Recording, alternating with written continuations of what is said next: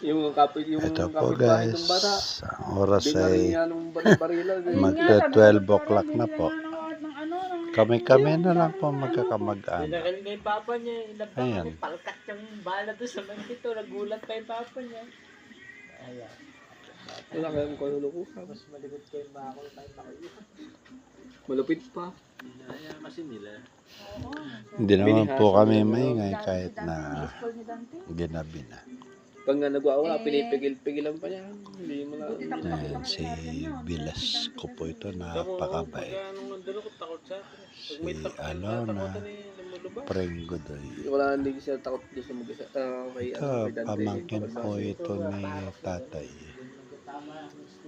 Tinoring na rin anak. Ay, napakabait po niyan, si Bombay. Tumitang kayo nagka-pinkout. Naku, tayo na maglakad ngayon. Bayaw dani, siyempre.